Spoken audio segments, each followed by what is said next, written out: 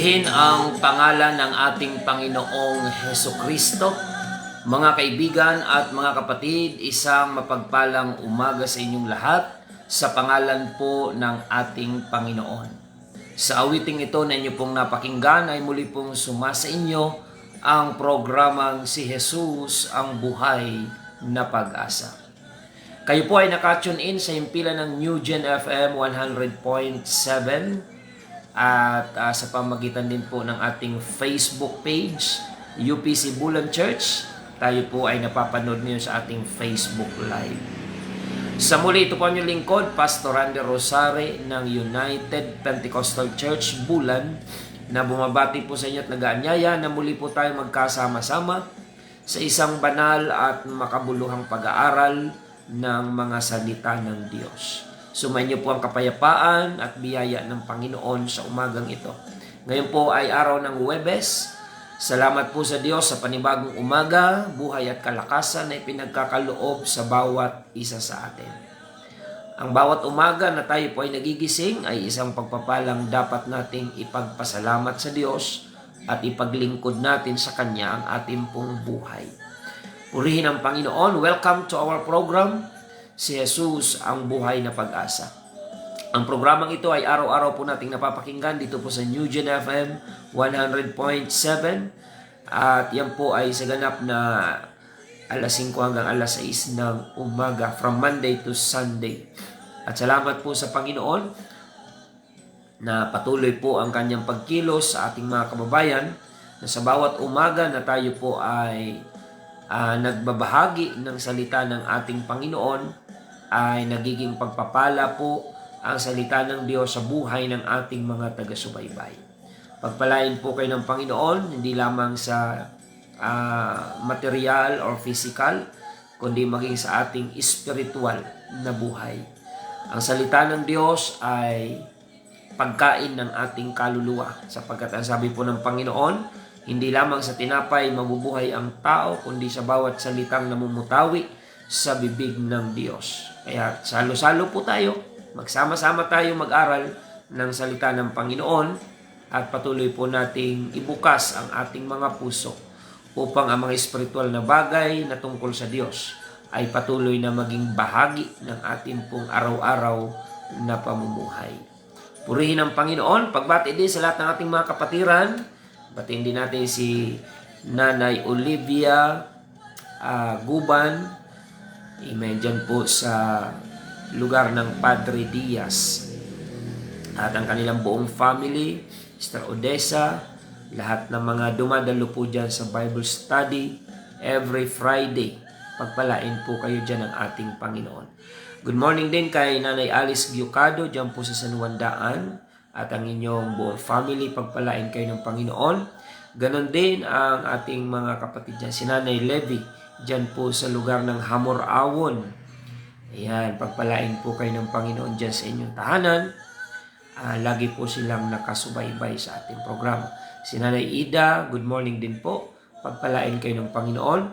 At ang lahat ng ating mga kapatiran dyan sa Hamor-Awon, si Brother Rowie and Sister Giselle, i-bless po kayo ng ating Panginoon. Ganon din po ang ating mga kapatiran dyan sa lugar po ng Daganas, sina Sister Agnes and Brother Jason and family, Gutlay family. Pagpalain po kayo ng ating Panginoon. Belated happy wedding anniversary sa aking kapatid, sina Ate Rose and Kuya Susing Jano. Pagpalain po kayo ng ating Panginoon. At more years to come sa inyo pong pagsasama. At ang pagpapala ng Diyos ay patuloy po na dumaloy sa inyong family. At batiin din natin ang ating mga kapatid dyan po sa lugar ng Biton, Magallanes. Pagpalain po kayo ng ating Panginoon. Sumainyo po ang kapayapaan at ang biyaya ng Diyos ay patuloy po na sumagana sa inyo pong mga buhay. At ang Bible study natin dyan ay every Friday sa lugar po ng Biton sa Labini family. At ipinag-aanyaya po namin sa inyo mga kapatid ang ating mga schedule ng gawain, pagsamba sa Panginoon Sabado at Linggo. Bali, 2 araw, 3 batch ang ating mga pagsamba. Araw ng Sabado, alas 6:30 ng umaga, dyan po tayo sa UPC sa Magsaysay Bulan. Ayan. Dito naman po sa UPC Ikirino Bulan ay Sabado pa rin, alas 8 ng umaga. At dyan po sa ating congregation sa Santa Remedios, UPC Church Bulan, ay araw ng Linggo, alas 7 ng umaga. So yan po yung ating mga gawain na pwede nyo pong daluhan sa mga listeners natin sa radio dito po sa Bulan. At patuloy po tayo na pagpalain ng ating pong Panginoon. To God be all the glory. Patuloy po tayo sa paglilingkod sa Panginoon, mga kapatid. Anuman ang ating kaharapin na mga pagsubok, patuloy po ang biyaya ng Diyos na sumagana sa ating pong mga buhay. Purihin ang pangalan ng ating Panginoon. At sa ating pagpapatuloy, mga kapatid, tayo po ay manalangin upang hilingin po natin ang patnubay ng Diyos sa pag-aaral po natin ng Kanyang salita. Sa lahat ng ating mga viewers online, welcome to our Facebook Live program. Pagpalain po kayo ng Panginoon. Paki-share na lang po ng ating episode ngayong umaga upang marami pa po ang mapagpala ng mga salita po ng ating Panginoon. So sa lahat ng mga viewers online, i-bless po kayo lalo ng ating Panginoon. Ang simpleng pag-share po natin ng programang ito ay maaari tayong kasangkapanin ng Panginoon upang ang makapanood nito ay mailapit natin sa Diyos o magkaroon ng encouragement sa mga espiritual na buhay, mga kapatid. Purihin ang Panginoon at tayo po ay dumako sa panalangin sa umagang ito. Dakilang Diyos na makapangyarihan sa lahat, kami po ay nagpapasalamat sa panibagong umaga, buhay at kalakasan na patuloy mong ipinagkakaloob sa bawat isa sa amin. Kasama ng aming mga viewers online at mga listeners on air, inilalapit po namin sa iyo ang buhay ng bawat isa. Ikaw po ang patuloy na magkaloob ng spiritual na pagpapala, kaliwanagan mula sa iyong banal na salita upang ang mga kinakaharap po namin ng mga sitwasyon sa buhay na ito in reality ay aming makayanan, aming mapagtagumpayan ang mga challenges at ikaw ang Diyos na patuloy na aalalay sa bawat isa sa amin. Pagpalain mo, Panginoon, ang lahat ng nagbibigay ng oras, ng panahon upang ang salita mo sa umagang ito ay kanilang ipaprioritize na mapakinggan, unawain at maipamuhay. I-bless mo rin, Panginoon, ang mga kababayan namin na may taglay na bukas na puso upang hanapin ang iyong kalooban. Ganon din ang mga may taglay na karamdaman, Panginoon. Pagkalooban mo po ng kagalingan sa mga sandaling ito. At higit sa lahat, magligtas ka po ng maraming mga kaluluwa, mga kababayan namin na nangangailangan ng kaligtasan.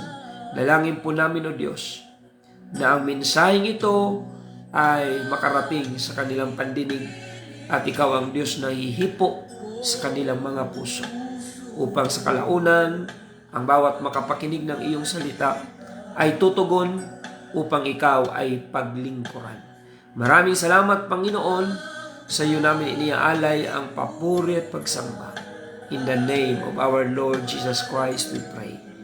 Amen and amen. Kung ako'y naroon na at nagdurusa, ang aking gagawin ay tawagan ko sa si Jesus. Kung kailan kailangan siya, palaging naroon. Patuloy po tayo mga kapatid sa programang Si Jesus ang Buhay na Pag-asa. At sa pagkakataong ito tayo po ay dadako na sa pangangaral ng salita ng ating Panginoon. At ating pong ipagpapatuloy yung ating tinalakay kahapon mga kapatid. At balikan natin yung ating teksto in the book of Jude chapter 1 verse 20 to 21. But ye beloved, building up yourselves on your most holy faith, praying in the Holy Ghost. Keep yourselves in the love of God, looking for the mercy of the Lord Jesus Christ unto eternal life. Ngunit kayo mga minamahal ay papagtibayin ninyo ang inyong sarili sa inyong lubhang banal na pananampalataya na manalangin sa Espiritu Santo at magsipanatili kayo sa pag-ibig sa Diyos na inyong asahan ang awa ng ating Panginoong Hesukristo sa ikabubuhay na walang hanggan. So mga kapatid, tayo ngayon ay nabubuhay sa mga huling panahon, sa mga huling araw. We are living in the last days, na kung saan ang panahon natin ay mapanganib, mga kapatid. Kaya kung mayroon man tayong natatanging advantage sa mundong ito upang magtagumpay, ay kung pananatilihin natin ang ating pananampalataya sa ating pong Panginoon. Yung relasyon natin sa Diyos. Kung ito ay madidevelop mga kapatid, lalago, ito ay isang malaking advantage for us to overcome all challenges mga kapatid, trials sa mundong ito na ating kinakaharap. So may mga mananampalataya na nag-give up, hindi dahil sa ayaw na nila, kundi hindi nila na develop yung relationship sa ating pong Panginoon. Kagaya po yan ng mga mag-asawa na kapag hindi lumago o na-develop yung kanilang relationship, kalaunan ay nauuwi sa paghiwalay mga kapatid, paghihiwalay.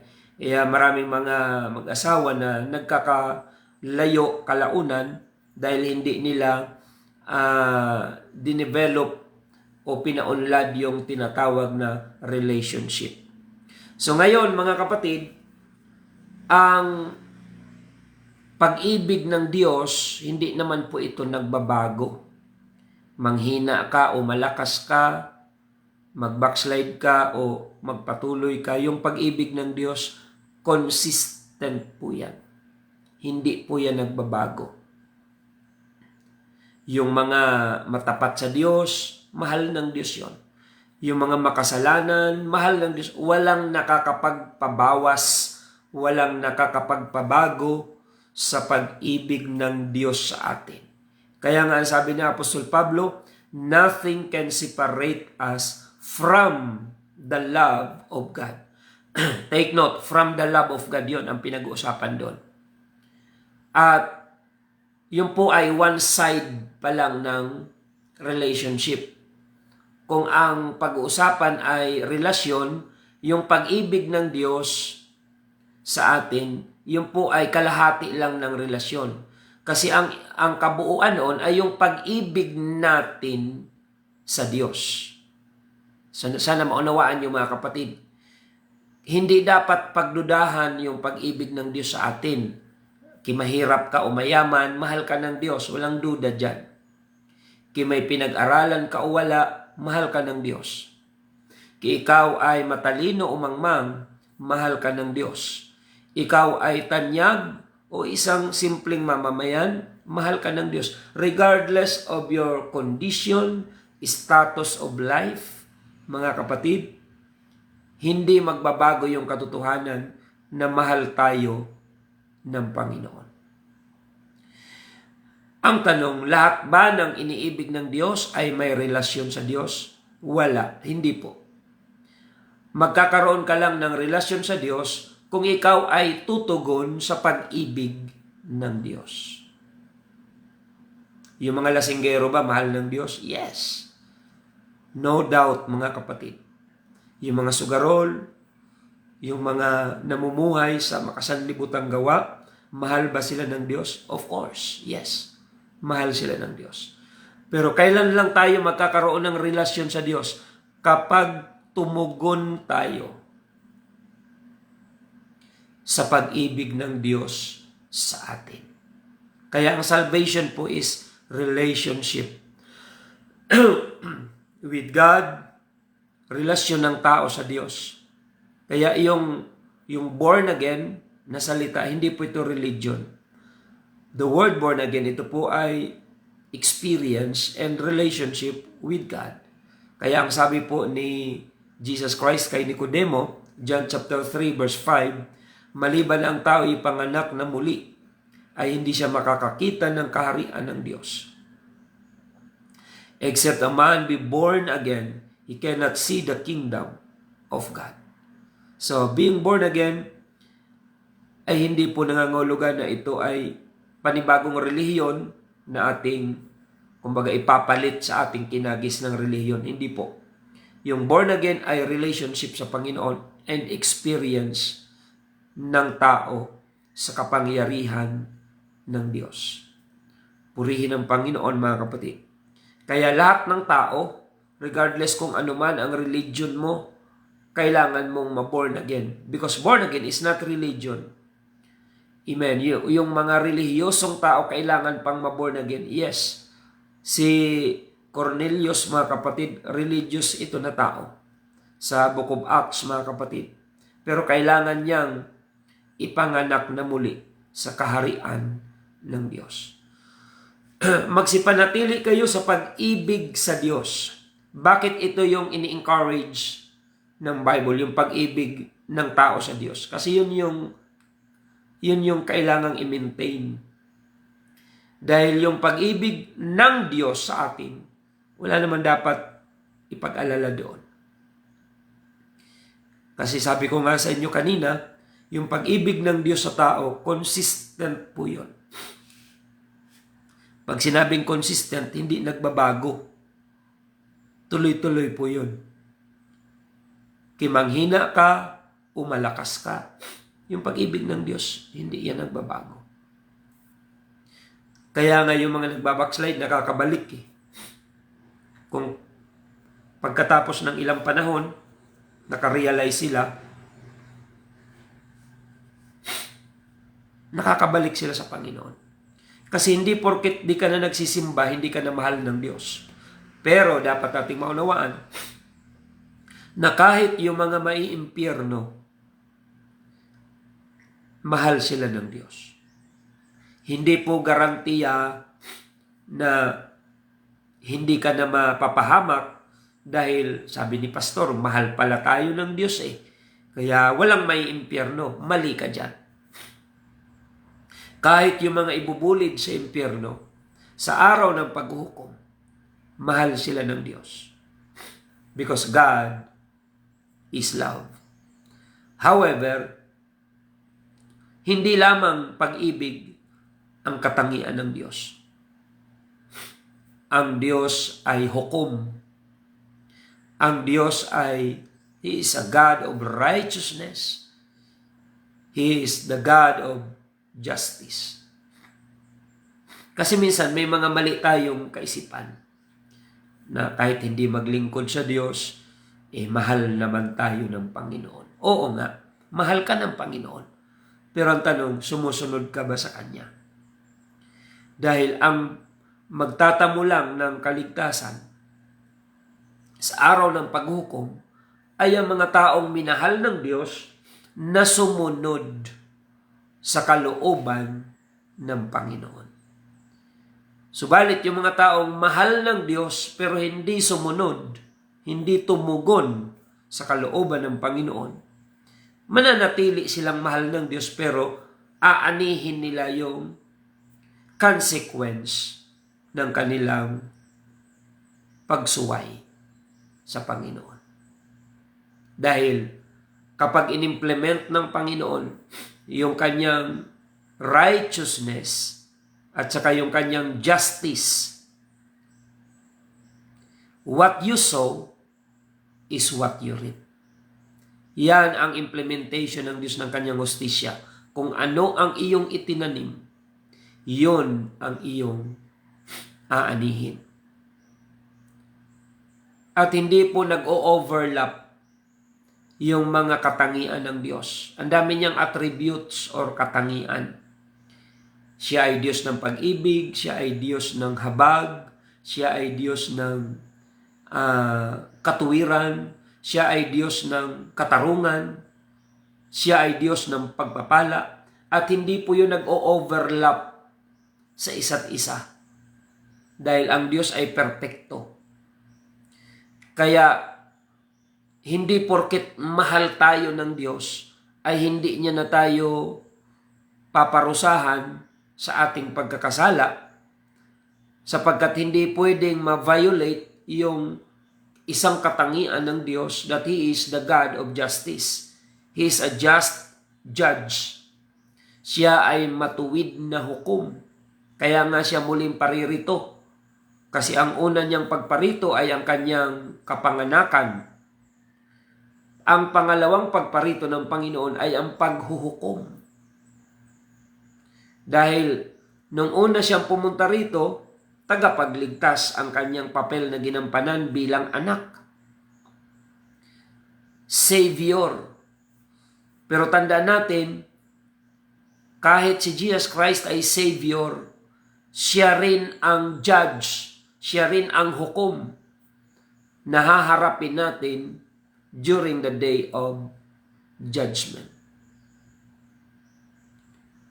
Makikita natin yung magkakaibang mga gampanin ng Panginoon.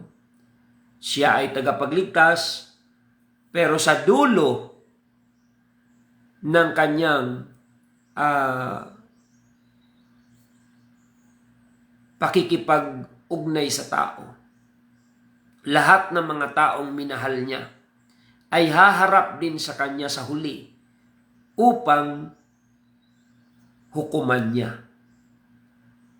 Kaya siya ay Diyos ng pag-ibig, siya rin ang Diyos na hukom or judge. Kaya wag nating isipin na dahil mahal tayo ng Diyos, hindi tayo mapapahama kung hindi tayo susunod. Mali ka dyan. Dahil yung mga minahal ng Diyos na hindi tumugon at sumunod sa kanyang kalooban, ay kapahamakan ang kahahantungan. Pero mahal sila ng Diyos. Kasi nga, ang Diyos ay pag-ibig. Pero tandaan natin, sa Bible, meron ding panahon na ang Diyos ay nag-i-implement ng puot. Sa Bible, mga kapatid, mababasa natin na mayroong wrath of God, galit at puot ng Diyos. Mababasa niyo yun sa Bible, mga kapatid. Na sa araw ng paghuhukom ay ibubuhos ng Diyos ang kanyang kapuutan. Meron palang ganon ang Panginoon. Ay, pastor, akala ko siya ay Diyos lamang ng pag-ibig. Bakit siya may puot? Kahit ang Diyos ay nagpapataw ng puot, hindi po na-violate yung kanyang pag-ibig. Ganyan ang katangian ng Diyos, mga kapatid. Kagaya tayo, iba tayo. Pag pinangibabawan na tayo ng puot, nawawala na yung pag-ibig natin. Pero ang Diyos iba. Kahit siya ay nag-implement ng kanyang galit, puot, pagtutuwid, hindi nawawala yung kanyang pag-ibig.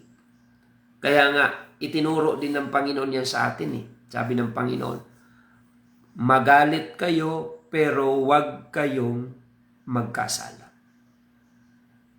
So, ang Diyos pala, pastor, may puot. Yes, sapagkat sabi ng Biblia, napupuot ang Diyos sa kasalanan, napupuot ang Diyos sa kalikuan.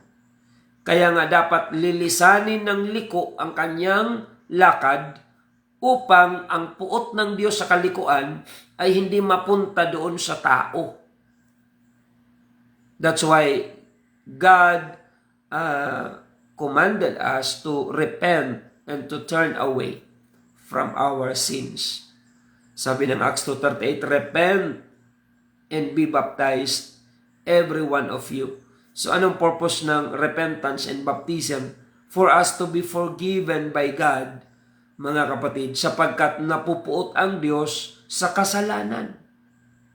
Pero minamahal niya yung makasalanan. Kaya ang utos ng Panginoon, lisanin natin ang kasalanan. Pagsisihan ito. Dahil pag hindi natin dinitouch ang ating sarili sa kasalanan, ang Diyos ay may sumpa sa kasalanan. Imagine kung niyayakap mo yung kasalanan at ang kasalanan ay sinusumpa ng Diyos, damay ka ngayon sa sumpa ng Panginoon. So the only way na hindi ka madamay ng puot ng Diyos sa kasalanan ay i-detach natin ang ating sarili sa kasalanan. Sa pamamagitan ng pagsisisi at pagpapabautismo sa pangalan ng Panginoong Hesukristo, ang kasalanan natin ay tatanggap ng kapatawaran at habag mula sa ating Panginoon. So mga kapatid, hindi po nagkakabuhol-buhol yung mga katangian ng Panginoon. He is the God of love. Yes, totoo yun. And He is also the just judge. He is also the God of justice, righteousness. At meron pa sa Bible, wrath of God. Siya pa rin yun. Kaya pag ini-implement niya mga bagay na kanyang katangian, hindi po yung nagkakabuhol-buhol. Hindi yung nag-overlap, mga kapatid. Kapag ang Diyos ay humahatol dahil siya ay isang hukom, hindi niya sinisira ang katangian niya bilang Diyos ng pag-ibig.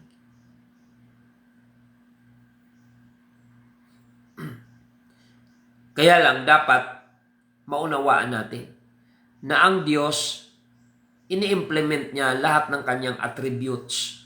Ang Diyos ay mahabagin. Pero hindi mo naman pwedeng abusuhin. Kasi tatamaan ka ng kanyang katwiran. Tatamaan ka ng kanyang hustisya. Ang Diyos ay mahabagin, di ba? Pero ikaw na tao, pag inabuso mo naman ang habag ng Diyos, tatamaan ka ngayon ng isa pang katangian ng Diyos, na siya ay Diyos ng katarungan at katwiran. Maliwanag yun, mga kapatid. So ngayon po, mga kapatid, ay ating bigyan ng sulyap itong dalawang uri ng relationship. The two angles of relationship. So meron tinatawag na vertical relationship. Ito po yung, pag sinabing vertical, patayo yun.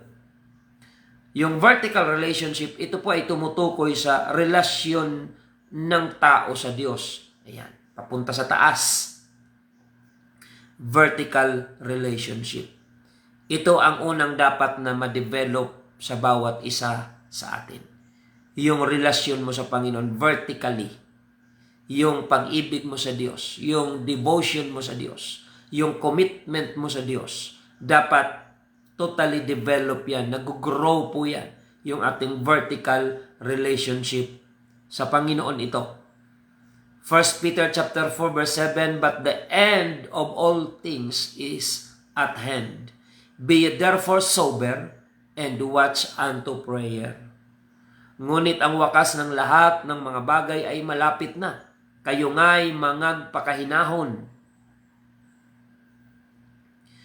at mangagpuyat sa pananalangin. Ayan. Ang prayer, ito po ay pag-aalaga ng relasyon mo sa Diyos.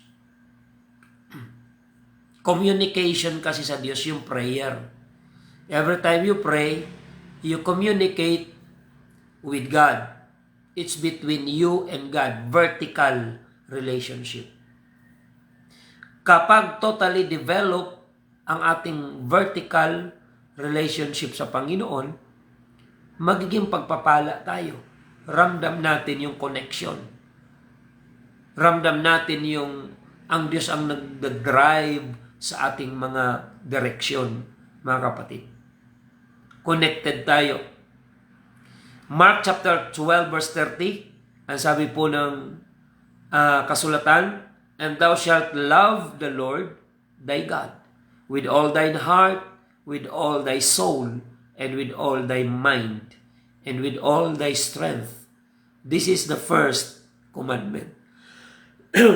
At ibigin mo ang Panginoon mong Diyos ng buong puso mo, ng buong kaluluwa mo, at ng buong pag-iisip mo, at ng buong lakas mo. Yan, mga kapatid. Si David ay dinevelop niya yung kanyang vertical relationship sa Panginoon. Alam niyo po, bago si David maging blessing sa Israel, bago si David maging tanyag bilang hari, in a secret place, David developed his vertical relationship to God. Yung personal niya na connection sa Panginoon, dinevelop niya. Yung kanyang commitment, devotion, karamihan sa kanyang mga patotoo, mga references na ginagamit niya to fight the present battle, ay nakuha niya sa kanyang personal na relationship sa Panginoon. Nung haharapin ni David si Goliath, ang reference niya ay ito. Ang sabi ng Haring Saul, hindi mo kaya si Goliath. Pero ang testimony ni David, ang sabi niya, mahal na hari, kung paanong inililigtas ako ng Diyos sa pangalmot ng leon at mga mababangis na hayop na na-encounter niya habang nag-aalaga siya ng mga tupa ng kanyang ama. Sabi ni David kay Haring Saul, kung paanong inililigtas ako at iniingatan ng Diyos sa mga mabangis na hayop, ganon ako ililigtas ng Panginoon laban dito kay Goliath. So ano ang ibig sabihin? Yung present battle ni David, malakas na ang loob niya kasi na-develop niya na yung relationship niya sa Panginoon bago niya harapin si Goliath. Hindi siya nagyayabang-yabang lang. Ang akala ng kanyang mga kapatid, mayabang lang si David. Minsan may mga ganong impression eh. Kaya nga hindi tayo dapat nagja-judge. May mga tao na parang sa sarili mong pakiramdam na yayabangan ka. Pero ikaw lang naman pala ang nakakaramdam nun kasi naiinggit ka. May mga ganon, mga kapatid. Si David, akala ng mga kapatid niya, nung sinabi niyang, I will fight this giant Goliath, akala ng mga kapatid niya, nagyayabang si David. Yun yung akala. Pero ang totoo, hindi si David nagyayabang. Pinanghahawakan niya lang yung mga karanasan niya sa kanyang personal na relasyon sa Panginoon. Kaya hindi tayo dapat naghuhusga-husga, mga kapatid. Na minsan may mga tao na pakiramdam mo, ang yabang nito. Yung pala nainggit ka lang eh. Kaya nayayabangan ka. Pero hindi naman pala siya nagyayabang. Ikaw lang yung may problema. Yung mga kapatid ni David, nayabangan sa kanya nung sinabi ni David na lalabanan ko si Goliath. Sabi ng mga kapatid ni David, ang yabang nitong batang to. Hindi porket hindi mo kaya, hindi rin kaya ng iba. Kasi magkakaiba yung mindset eh. Yung mga kapatid ni David, nakaasa lang sa kanilang mga sandata bilang mandirigma. Pero si David, iba. Ang kanyang pag-asang nagpapalakas ng loob niya ay ang Panginoon. Na kung saan na-develop doon sa sabsaban, di ba? Tagapag-alaga siya ng mga tupa ng kanyang ama. Ang kanyang playground ay doon sa pag-aalaga ng mga tupa.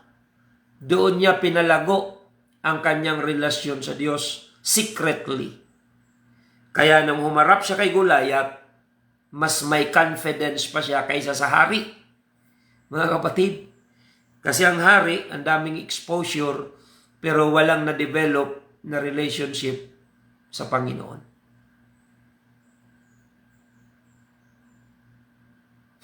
Purihin ang Diyos, mga kapatid. So, ang sabi ng mga kapatid ni David, umuwi ka nga at Tinawag nga siyang hambog ng kanyang mga kapatid. Pero okay lang naman kay, alam niyo, yung taong hindi naman nagyayabang, kahit bintangan mo yan na mayabang, hindi siya apektado. Kasi kilala niya naman yung kanyang sarili, mga kapatid. Pag kilala mo naman ang sarili mo, alam nga naman, maniwala ka sa opinion ng iba, laban sa iyo, samantalang kilala mo yung sarili mo.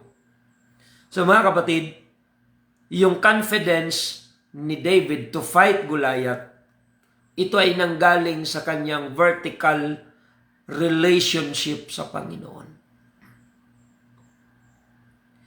Psalms chapter 62 verse 1 to 2, to the chief musician, to Seduthun, a psalm of David, truly my soul waiteth upon God. From him cometh my salvation.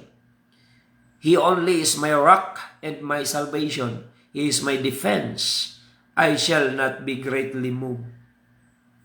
Sa Diyos lamang naghihintay ng tahimik ang aking kaluluwa. Sa Kanya galing ang aking kaligtasan. Siya lamang ang aking kanlungan at aking kaligtasan. Siya ang aking matayog na muog. Hindi ako lubhang makikilos.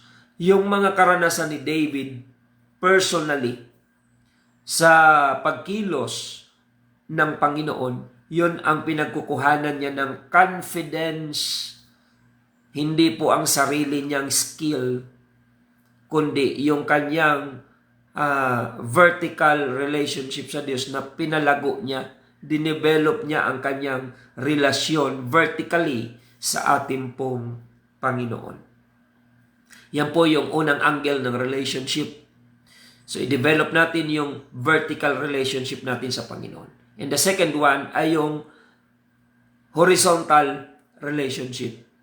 Kung ang vertical ay paganon, pataas, ang horizontal relationship naman ay yung paganito, pahalang. Ito naman yung relationship natin sa kapwa. May hirapan ka makiugnay sa tao, sa kapwa mo, kapag hindi ayos ang relasyon mo sa Diyos. Totoo yan, mga kapatid. Kapag maayos ang relasyon natin sa Panginoon, may kapayapaan tayo, ramdam natin yung katuwiran ng Diyos. We are driven by the righteousness and by the will of God. Kaya hindi ka mahirapan sa relationship mo sa kapwa. Hindi ka magkakaroon ng kaaway na kapwa-tao kapag maayos ang relasyon mo sa Panginoon. Vertically, unahin natin yung relationship sa Diyos. And horizontally, magiging blessing tayo sa ating relationship sa kapwa-tao. Ayan. Kaya kung ikaw ay nagsasabing Kristiyano, pero ang dami mong kagalit, dami mong kaaway, dami mong kainggitan, duda ako sa iyong vertical relationship sa Diyos. Kasi kapag maayos ang ating relasyon sa Panginoon, hindi tayo mag-struggle sa relationship natin sa kapwa-tao, kahit may mga makasalumuha kang mga hindi ayos ang ugali, kaya mo silang pakitunguhan, kaya mo mag-adjust, kasi ang Holy Spirit na nasa iyo, bunga ng iyong personal relationship sa Panginoon, yun ang magdadrive sa iyo into humility and humbleness. Purihin ang Panginoon. Yan po ay katotohanan, mga kapatid.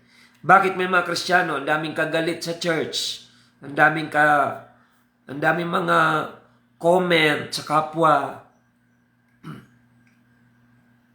kasi hindi ayos yung kanilang relationship sa Panginoon. Kaya nagiging hipokrito. Nagiging hypocrite sa loob ng church. Kasi nasa loob siya ng church pero hindi niya dinidevelop yung kanyang relationship sa Panginoon. Kaya ang dami niyang napupuna ng mga kamalian ng iba. Ayan, tandang-tanda niya yung mga pagkukulang ng iba, kamalian ng iba. Yung sarili niya lang, hindi niya na-assess. So, kung gusto natin maging blessing horizontally sa relationship natin sa kapwa-tao, kapatid, kapatiran, kailangan unahin nating i-develop yung vertical relationship natin sa Panginoon.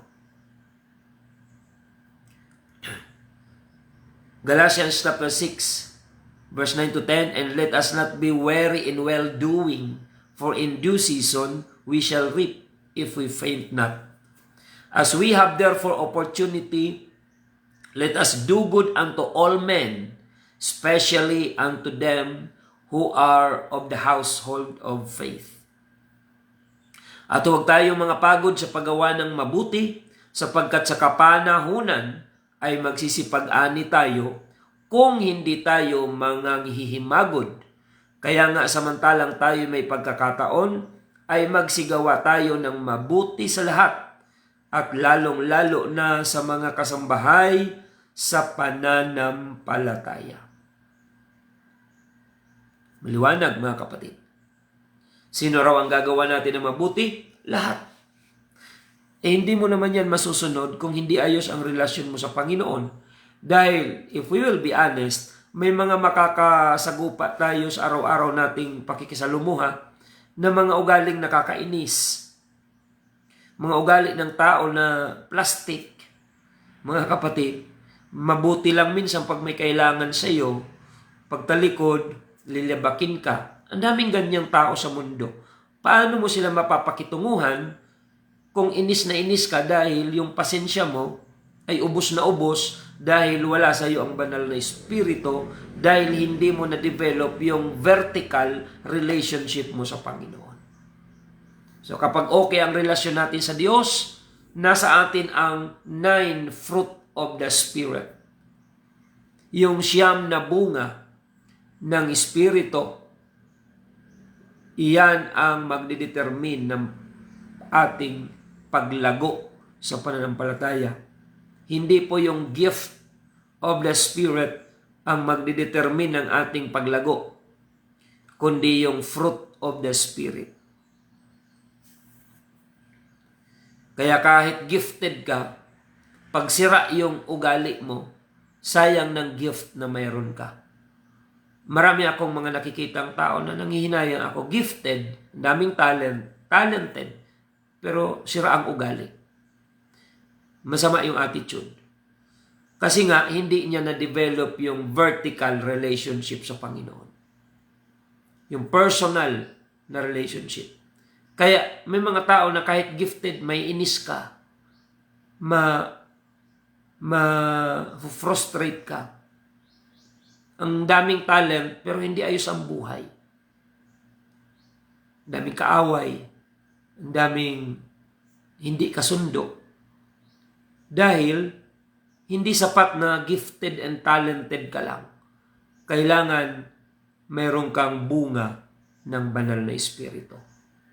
At ang bunga ng banal na espiritu ay makukuha natin yan through our vertical relationship sa Diyos. Panalangin, pag-aayuno, pagbabasa ng salita ng Diyos, pagbubulay-bulay ng kanyang mga salita at katwiran. Sabi ng Joshua 1:8, this book of the law shall not depart out of thy mouth, but thou shalt meditate therein day and night. So yan mga kapatid. Maliwanag po. Huwag tayo mga pagod sa paggawa ng mabuti, sapagkat sa kapanahunan ay magsisipag-ani tayo kung hindi tayo manghihimagod.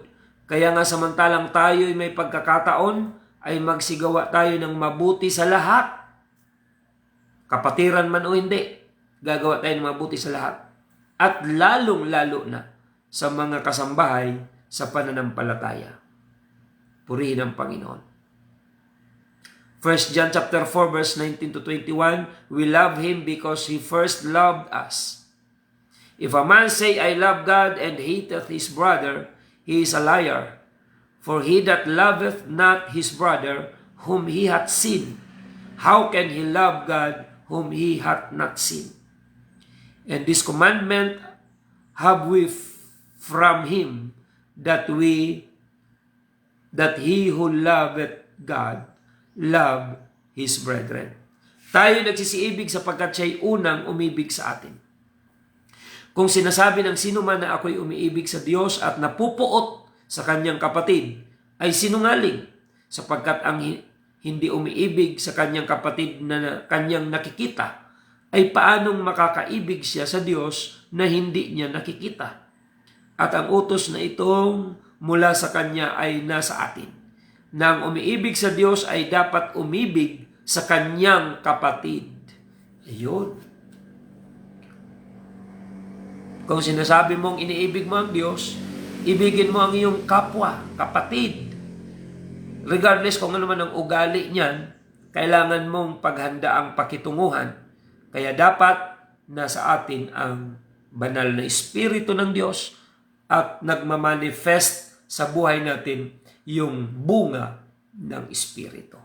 So maraming salamat mga kapatid. Yan po ang ating naipaglingkod sa ating mga taga-subaybay. Pakishare nyo lang po mga kapatid upang marami pa rin ang makapanood sa replay at mapagpala at mayroon tayong kalakasang matamo sa salita ng Panginoon.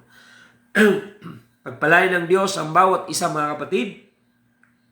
At ito po ang ating natalakay. The two angles of relationship.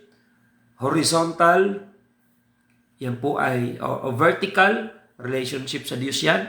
At yung horizontal relationship natin sa kapwa-tao. Kasama na dyan yung mga kapamilya mo, kaibigan mo. Horizontally ay mapakitunguhan natin sila. Bunga ng ating magandang relasyon personally sa ating Panginoong Hesukristo.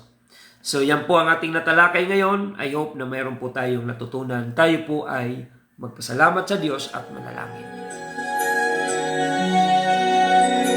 Panginoong Hesus, kami po ay nagpapasalamat sa umagang ito sa panibagong paksa na amin pong natalakay, na ako'y naniniwala na may natututunan ang mga taimtim na nakinig at mayroon kang pangungusap na ginagawa sa kanilang mga puso.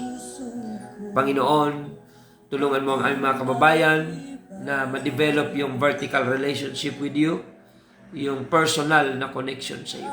Palaguin mo, Panginoon, upang hindi sila mag-struggle sa horizontal relationship sa kapwa-tao. Patuloy mo kaming i-drive ng iyong banal na Espiritu sa Espiritu ng kapakumbabaan, pagpapatawad, at pag-unawa. Kumilos ka, Panginoon, sa aming mga kababayan. Kung may mga broken relationship, i-restore mo po, Panginoon. Sa pamagitan ng iyong mga salita, mga mensahe na ipinaglilingkod sa programang ito. Patuloy kang kumilos sa buhay ng aming mga kababayan. Maraming salamat, Panginoon. Ito po ang aming samot dalangin. In the name of our Lord Jesus Christ we pray. Amen and amen. Mga kapatid, bago tayo magtapos, pakishare nyo lang po yung episode natin upang marami pa ang maabot ng salita ng Panginoon. At ang ating mga pagsamba sa Diyos ay ating pong ipinag-aanyaya sa inyo. Sabado at Linggo, 3 batch po yan lahat. Sabado, alas 6:30 ng umaga, dyan po tayo sa UPC Magsaysay Bulan. At Sabado pa rin, alas 8 ng umaga, dito po sa UPC Ikirino Bulan. At pag-araw ng Linggo, alas 7 ng umaga, dyan po tayo sa UPC Santa Remedios Bulan. So yan po yung aming ipinag-aanyaya sa inyo, 3 schedule ng gawain, from Saturday to Sunday. Pili na lang po kayo kung saan kayo malapit. Sa mga viewers natin and listeners dito sa Bayan ng Bulan, we invite you to join us to serve the Lord, mga kapatid, because we are now living in the last days. Konting panahon na lang mayroon tayo. Redeeming the time because the days are evil. Let us decide, mga kapatid, to serve God while there is time. Salamat po sa inyong pagsubaybay. Muli, ito po ang inyong lingkod, Pastor Randy Rosari ng United Pentecostal Church Bulan, na nagpapasalamat sa inyong pagsubaybay, at lagi nating tandaan na tanging si Jesus lamang po ang ating buhay na pag-asa.